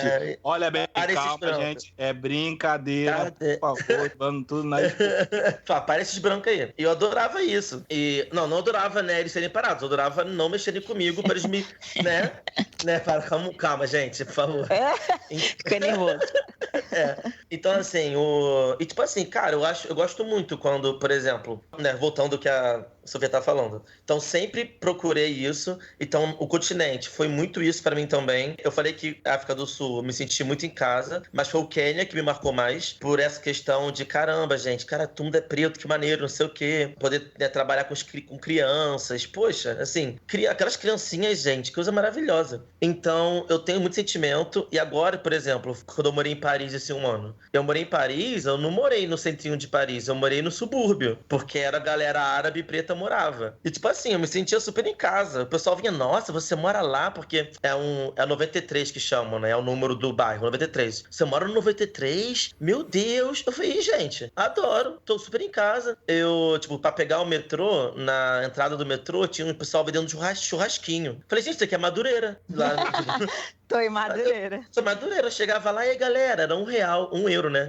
E aí, galera? Aí dava €1, o pessoal me dava churrasquinho. Eu, pô, valeu, galera, não sei o quê. E, tipo assim, muito engraçado, porque, assim, a maioria lá são migração africana, né? Tanto do norte, né, tipo Argélia, quanto da subsaariana. Então, assim, não tinha... Cara, quase não tinha branco lá no meu bairro. Era geral preto e alguns árabes, né? Então, na idade de pele árabe. Então, assim, é aquilo que a gente tava falando, né? Eu busquei morar nesse ambiente porque é o lugar que eu me sentia mais em casa, assim. Ninguém, né? Talvez o pessoal me pergunta, nossa, mas como é que foi morar lá? Eu falei, olha, eu me senti em casa. Se você for uma pessoa branca, loura, de olho azul, não sei como é que vai ser. Talvez você vai andar na rua, o pessoal vai te olhar porque você é diferente dali, porque é uma comunidade africana. Então, assim, é a questão que a gente falou aqui no início da conversa, né? A gente se sente muito mais em casa e à vontade com pessoas semelhantes a gente, e ainda mais imigração africana, e como eu adoro a África, então tem toda essa questão, entendeu? Então, é sobre isso mesmo.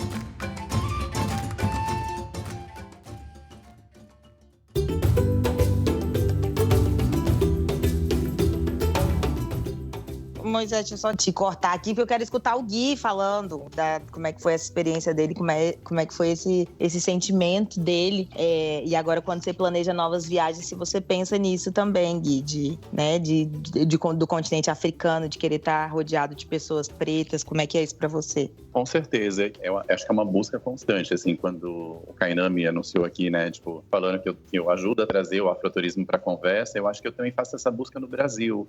Não é à toa que Salvador é o lugar que eu mais gosto de estar, assim, no Brasil, porque tem uma maioria de pessoas negras. E eu tô falando disso porque para muita gente que tá ouvindo a gente, viajar para o continente africano ainda é uma coisa meio utópica, né, por falta de grana, por uma série de questões. Então, eu acho que dá para fazer isso quando a gente tá, né, no Rio de Janeiro e vai para Madureira, quando a gente tá em Salvador e vai para Pelourinho, quando a gente tá em São Paulo e vai para Parelha Luzia, quando a gente está em Curitiba e vai para a Linha Preta, enfim, quando a gente vai estar em Porto Alegre e vai para um samba, eu acho que dá para fazer isso em cada cidade do Brasil, em cada lugar que a gente visita, assim como a Sofia achou as pessoas pretas da ilha que ela está na Tailândia, acho que cada um de nós consegue fazer esse aquilombamento no lugar que a gente vai conhecer, né? Mesmo que seja um lugar que a história é contada só como branca e que tem a maioria de pessoas brancas, acho que vão ter pessoas negras, vão ter histórias negras que vão possibilitar a gente fazer essa conexão, né? Eu fui para Boipeba no começo do verão, né, quando ainda dava para viajar, e aí eu visitei uma casa de farinha, por exemplo, e aí, tipo, o dono da casa de farinha é um cara que é o seu Rosi, e ele é de uma família que cultua isso, né, e aí eu fiquei pensando... E aí eu fiquei conectando a história do seu Rosi com a de tantas outras famílias, né, com a minha família. Então sempre tem coisas parecidas com a nossa história, sempre tem similaridades. Eu acho que essa busca é uma coisa que hoje eu não consigo mais viajar sem isso. Assim, por mais que eu vá para um lugar só de praia, em algum lugar daquele lugar só de praia, como é o caso de Boipeba, vai ter uma história preta que merece ser contada e que merece ser ouvida, né? Ai, que lindo. É exatamente sobre isso. E Gui, tem alguma outra pauta que você queria levantar aqui? Que a gente, né? Acho que esse episódio está longo, que a gente está falando, meu Deus do céu. Não tô nem contei. Tá tão bom que eu nem sei quanto tempo já passou. Eu queria falar muito dessa possibilidade do afroturismo, assim, eu acho que é uma tecla que eu tenho batido nos últimos anos e que foi uma virada de chave para mim. E conversando com outros viajantes pretos, assim, não é uma coisa natural. Quando a gente planeja viajar pela primeira vez, por exemplo, eu fiz o meu intercâmbio em Londres, eu não pensava que eu podia fazer meu intercâmbio na África do Sul para estudar inglês. Pode sim. Posso e devo, né? Eu acho que hoje eu teria feito para a África do Sul e seria muito mais barato e teria muitas outras conexões. E eu acho que quando a gente descobre, né, que a gente pode viajar para lugares pretos e que a gente pode se conectar com a nossa história e que esses lugares pretos são qualquer lugar que a gente vá, né? Então, tipo, se eu for para Paris, eu vou na Torre Eiffel tirar minha foto, porque, né, eu também gosto de uma foto na Torre Eiffel no Instagram, mas eu vou para o Chateau Rouge conhecer o bairro preto de Paris e vou conhecer as pessoas pretas que estão por lá produzindo cultura, comida, tecidos, enfim. Então, acho que é uma virada de chave mesmo, né? De fazer isso propositalmente mesmo, de pensar que você quer conhecer a sua história e escolher, né? Hoje eu vou almoçar num lugar preto, hoje eu vou comprar a lembrancinha que eu vou levar para casa de um empreendedor negro. Então, acho que é um pouco fazer essa, né, o turismo é escolha, também é político, né, no sentido de que você escolhe para um lugar e não outro. Então, acho que a gente precisa procurar esses lugares que não nos contaram, né. Eu sempre dou o exemplo de Palmares, que eu acho que é um lugar que todo mundo precisa conhecer e que a gente não... Nossa, incrível, incrível. E não é vendido pra gente, né, como um lugar não tá na nossa lista de desejos.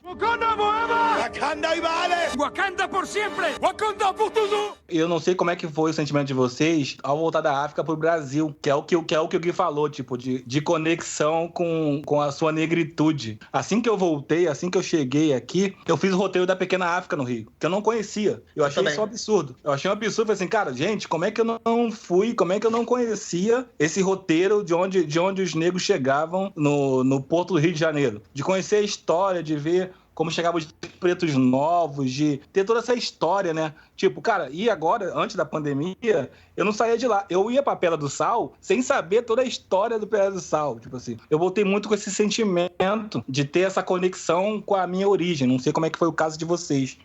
Eu acho que é um mindset, é isso que o Gui tá falando. É uma escolha política e uma vez que você virou a chavinha pra isso, eu acho que não dá pra desvirar a chavinha. Então é isso que eu tô falando, de estar sempre procurando lugar preto, de estar sempre procurando se aquilombar. É isso, gente, eu tô aqui na Tailândia, literalmente do outro lado do mundo, e eu quero achar amigo preto. Porque é isso, a nossa cabeça, ela fica assim, e a gente vai ter essa história preta em todos os lugares que a gente for. É porque é isso, não nos foi contada, né? A história que é contada pra gente é uma história branca. Então é legal que vire essa chavinha, e é legal não só pra gente, pra nós, como os viajantes pretos, mas pros viajantes brancos também, porque essa é uma desconstrução que ela é bacana pros dois lados, né? Estamos falando aqui de como é incrível pessoas negras indo pro continente africano, mas acho super importante pessoas brancas também, sabe?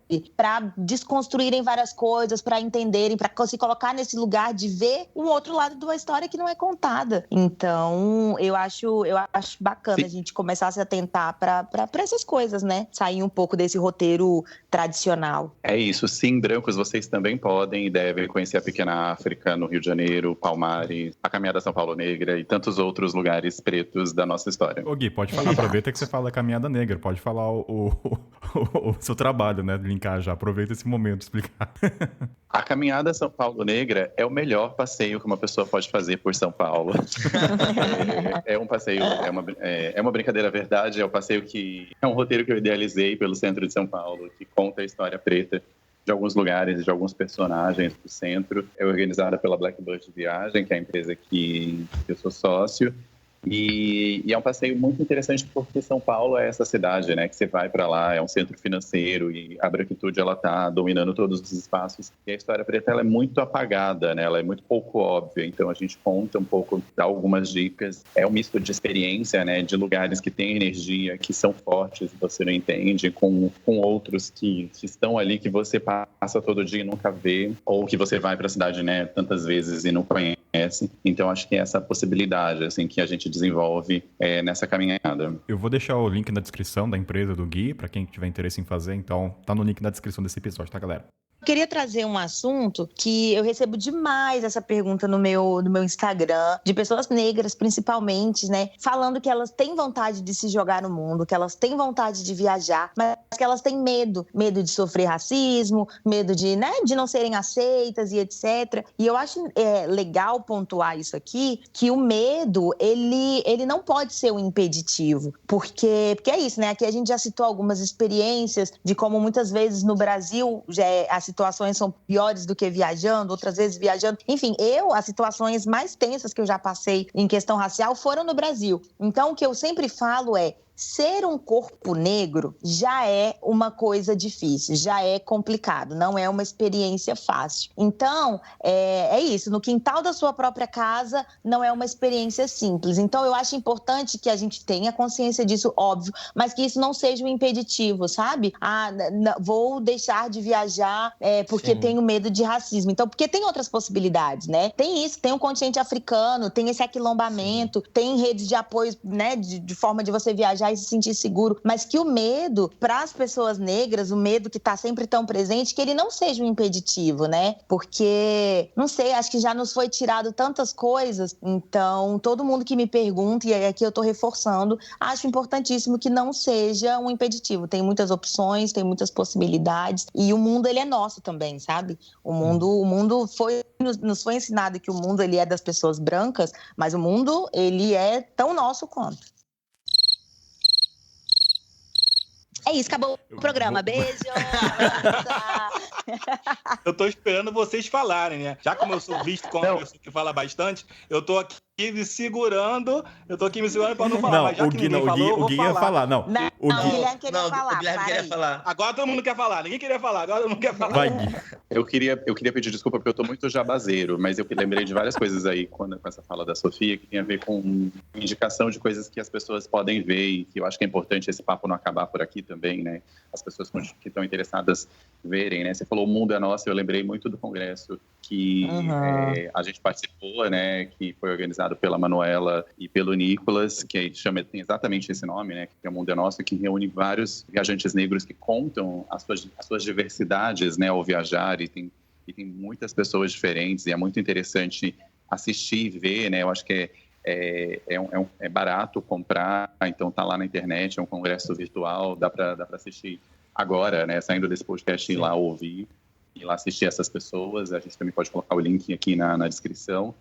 E eu tenho um programa, é engraçado, né? Eu tenho um programa que chama Guia Negro Entrevista, que é uma série de entrevistas com personalidades negras. E no final dessa série eu sempre pergunto para as pessoas, afinal, para você, como é ser um corpo negro no mundo? E as respostas são sempre muito interessantes. E aí eu lembrei da resposta do Antônio Pitanga, que é o ator, e aí ele fala que é ser um pouco capoeirista mental, né? Que é essa coisa da gente driblar o racismo e continuar vivo de diversas formas, né? Então acho que tem também essas possibilidades de resistência, né? Tipo, o tempo todo foi, né, alguns espaços foi negado e a gente foi lá e falou, eu quero estar aqui.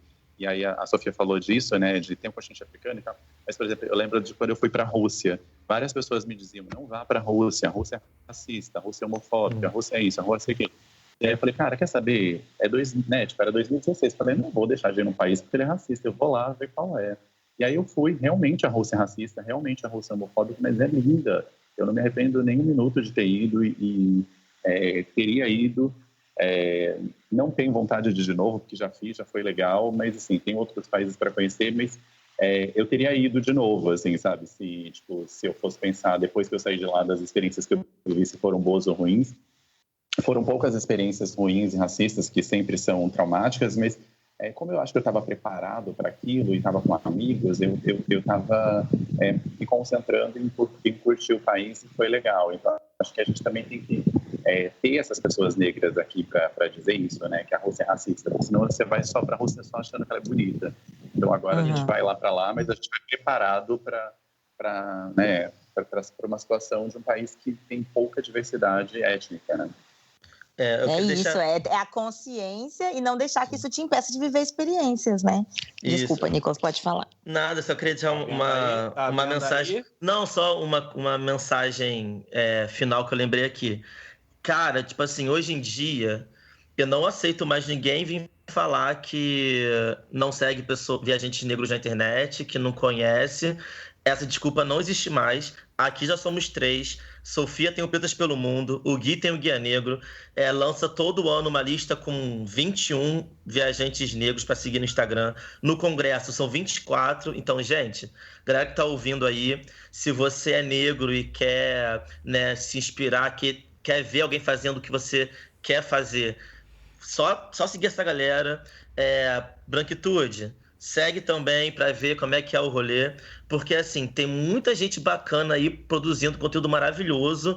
E assim, se você pegar o seu feed do Instagram, começar a rolar ele e você só vê gente branca, alguma coisa não está certa. O ouvinte do podcast não tem nem desculpa, a gente já falou do Congresso aqui umas várias vezes. Não, eu sei. Só tô falando pro pessoal. Aí depois eu vou deixar um link até com o blog do Gui falando dos viajantes negros, pra também, assim, vai ter vários links nesse programa. Desde a empresa, desde o livro, tudo. Diga, Gui. Eu só queria dizer que eu sou o segundo viajante negro mais bonito, então se vocês ficarem lá no Instagram, vocês vão ter essa noção. E que o primeiro é o Moisés, então vocês sigam lá, essas pessoas são bonitas. Eu sou o terceiro, então? Tá? Muito obrigado pelo elogio, pela parte que me cabe, entendeu? Mas complementando o que a Sofia disse, a questão do medo, o medo existe, não tem como deixar de existir. Tipo, eu sempre levo o exemplo de um carro de polícia. Gente, eu tenho medo de carro de polícia. Eu não vou dizer que eu não tenho medo. O carro passa por mim, eu tenho medo. Tipo assim, mas eu não vou deixar de fazer as coisas, não vou deixar de sair de casa pelo medo que eu tenho do carro de polícia. Tipo assim, eu vou sair. Tipo, eu vou lembrar aqui a música do Belchior, que o Emicida fez uma versão agora, Pica das Galáxias, que fala aquela que tem a Pablo Vittar e outra pessoa lá, que eu esqueci o nome. Que ela fala, tipo... Major, ele fala, tipo assim... Belchior começa falando assim, tenho sangrado demais... Tenho chorado pra cachorro. Ano passado eu morri, mas esse ano eu não morro. Tipo, essas mazelas não pode parar, não podem travar a gente de querer. Vocês não estão vendo, mas os nossos aqui, tá todo mundo dançando a música. Essa música do Emicida. Mas ano passado eu morri, mas esse ano eu não morro. Tipo, isso não pode parar, isso não pode travar de você querer fazer a sua viagem. Eu entendo perfeitamente o medo de, imagina se no Brasil eu sofro, imagina fora, numa língua que eu não domino, eu vou ser preso, vou acontecer isso, vou acontecer tal, acontecer B e C, você começa a criar um monte de minhoca na cabeça que daqui a pouco você não quer viajar, você começa a se fechar no seu mundinho. Então, tipo, chega de pensar que mazela vai definir a sua vida, tipo, se joga, se liberta, segue pessoas que estão viajando, segue Rui Sofia, Guia Negro, Nicolas, um monte de exemplos aí nossos aí, de pessoas que estão viajando, que podem ajudar. Então essa seria a minha palavra para quem está ouvindo, entendeu? Seja a pessoa preta, seja a pessoa branca, seja a pessoa, aquela pessoa amarela, aquele não retinto, né? Que a gente sabe que é diferente. Calma, gente, é outra brincadeira. Mas enfim, essa é a minha palavra para todos os ouvintes do Mochileiro Ponto Sem Pauta. Posso chamar o Jabá? Alguém quer a consideração final? Então, vai. Sobe a trilha. Pode chamar.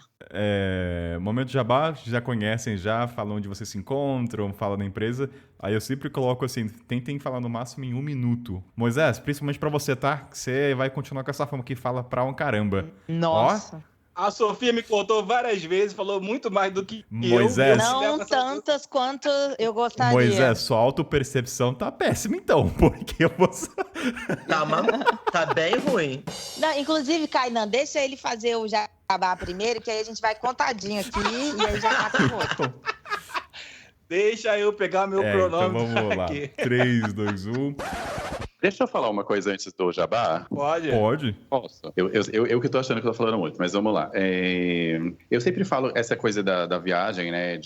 A gente fala de militância, né? E eu acho que muitas vezes a nossa militância é simplesmente estar num lugar, é simplesmente ser feliz e simplesmente poder fazer coisas que são cotidianas para as pessoas brancas e que para a gente são revolucionárias, né? Como viajar, como fazer o que gosta, como escolher estar em determinados espaços, né? Então acho que são questões importantes que a gente precisa falar e precisa ainda pautar, né? E tem uma hashtag que eu gosto muito, que é Gente Preta Curtindo a Vida, que é muito isso, assim, da gente fazer essa revolução por meio da nossa felicidade e devolver para o mundo né, a nossa alegria, a nossa cultura que é tão maravilhosa.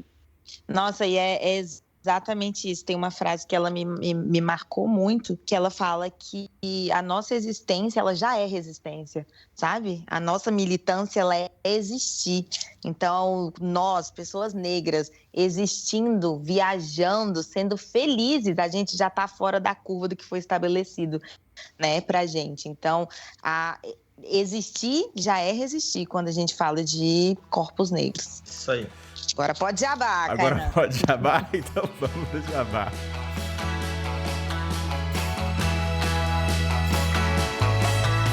Moisés, aqui é pra ser rápido, Moisés, ok? Você vai carregar essa fama, que sua autopercepção de que fala tá muito ruim, muito. Então... E aqui tem intimidade com você. Então tá. É muito amor, Moisés. Então tá, pra quem não me conhece, conhecido como Moisés, mas no Instagram, que tá parado ainda por causa da pandemia, tá um pouco paradinho por causa da pandemia, mas é Negro pelo Mundo. Quem quiser me seguir lá, no momento agora, esse é o Moisés que vos fala. Foi um prazer inenarrável estar com vocês nesse podcast de Mochileiros Sem Pauta. Haha, peguei você, pegadinha do malandro. Ou eu tô ruim de senso de humor, ou o Moisés é um gênio que eu não tô entendendo as piadas dele, mas tudo bem. Gui Soares Dias, onde é que as pessoas te encontram nessas redes sociais da vida? Eu tô no Instagram como Gui Soares Dias, eu tenho um site também que é o Guia Negro, que a gente citou aqui ao longo da conversa, que também tem um perfil próprio.